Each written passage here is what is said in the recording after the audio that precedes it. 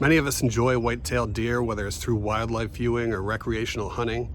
What you may not realize is that deer are impacting forests and the farmers that help us put food on our tables throughout New Jersey.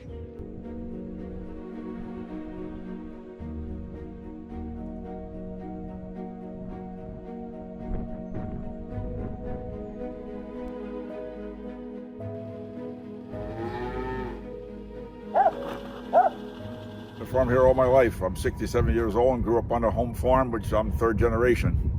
We're quite diverse. We got a dairy farm. We milk about 70 cows, and we farm about 1,200 acres of ground of corn, soybeans, wheat, oats, and hay, and they're all throughout Franklin Township.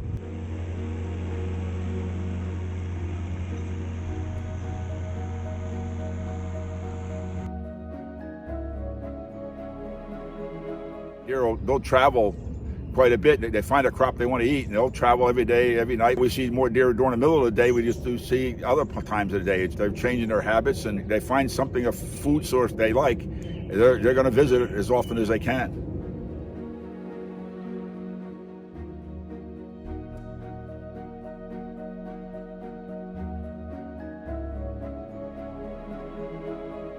It creates a challenge to farm. It really does. It's like a nightmare because of the fact that they're taking your livelihood away. It's become a job to manage crops because of the deer herd. You can't rotate your crops the way you'd like to. It's hard enough to make a living without any damage. It makes it twice as tough to contend with wildlife damage. And we've gone from maybe a 10% loss to the deer on this field. This past year, we lost about 50% of the crop to the deer on this field. It's a great field.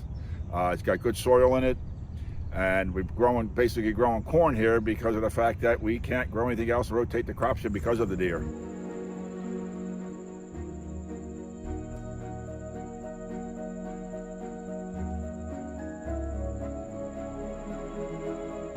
In a state like New Jersey, where there's so many people and people and wildlife interact on a regular basis, managing deer in public open spaces as well as suburban areas is going to be critical in really reducing numbers and decreasing threats not only to farmers but to the forests and other wildlife. We want these ecosystems to stay in balance, and we have this problem now where there is just so much deer in so many of our communities. We have these overpopulations of deer, and they do not eat the invasive exotic plants. The two biggest impacts on the forest are white-tailed deer and invasive plant and insect species. We have white-tailed deer, large populations of white-tailed deer that have pretty much decimated the native plants other than the large trees. They've eaten all of our tree seedlings, all of our saplings, all of our other native flowers, flowering plants. And because they're just browsing and coming in, they're taking out all those native species, creating this environment where these non-natives can really take a hold and come in, because the ironic thing is that the deer don't like the non-natives. So you would hope that they would take care of those non-natives for us, but they just aren't. The forest was degraded by deer and invasive plants for so long that we don't have regeneration in the forest. Meaning we don't have the baby trees that are going to take over for the next generation. So we've started some programs where we're planting native trees, removing invasive species, and starting to see more and more recovery of the forest that we can't just see by reducing the deer population. So these blue markers out in the forest represent a study that was started in 1949. Long-term studies are really important because they allow us to look at what the impact of these particular aspects like deer and invasive plant species have on our forests. What we've seen has allowed us to look at how the forest has changed with these increasing deer populations, especially in the last 30 years, and the introduction of all of the invasive plant species in the last 30 years. Over the years, especially as you got into the 80s and 90s, the deer numbers increased, the damage started getting really bad. Now it's at the point where it's so bad and the deer damage is so devastating that some of these multi-generational farm families are questioning whether they can continue to go on.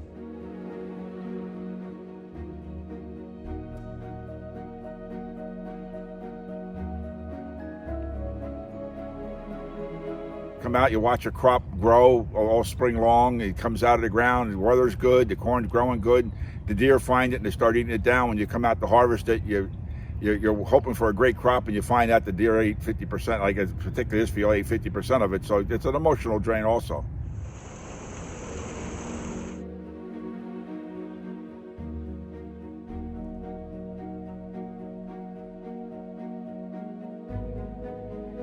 Deer-related crop damage is something that we all feel. It's not just impacting the farmers that need help throughout the state.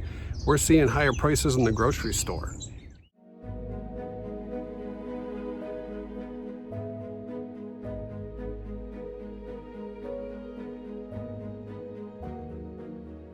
Smart, science-based deer management options is a really important thing also.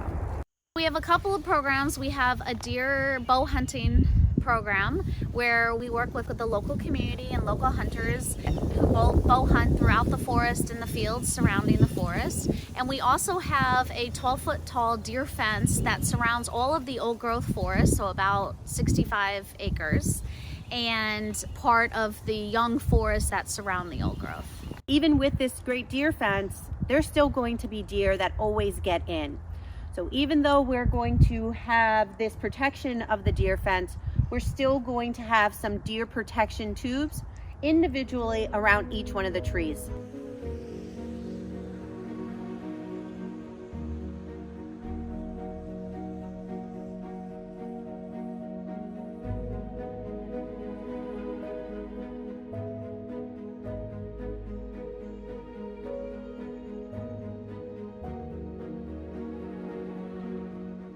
By reducing the deer population as a whole in Somerset County, Franklin Township, we would have less motor vehicle accidents, less damage to our yards and gardens, as well as recovery of forests such as HMF and local forest properties.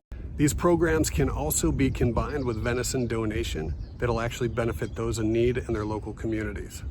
We try to coordinate with local farmers at the food bank to any excess crops that they might have. We donate ourselves. We grow sweet corn and donate to the food bank, the local food bank. I take a lot of the food bank vegetable waste from them that we spread out in the field as a fertilizer, organic matter, to save them money so they don't have to landfill it.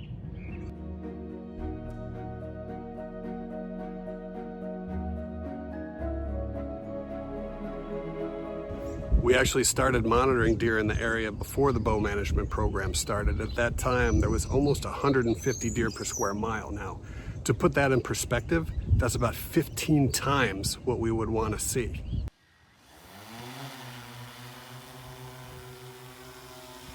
We put two cameras side by side on the drone, a regular camera, mapping camera, and then a thermal camera, infrared.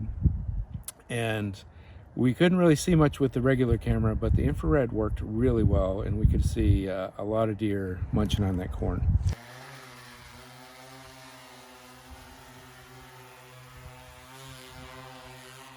We've been able to see the numbers coming down, and that's good. I think we started around 150 deer per square mile, and it's close to 60 deer per square mile now.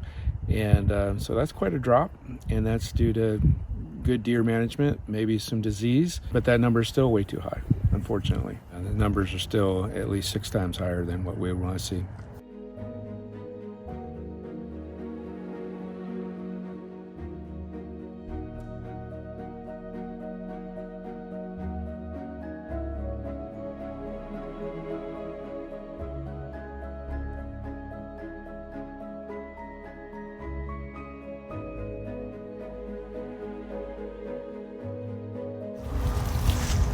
People, we need help.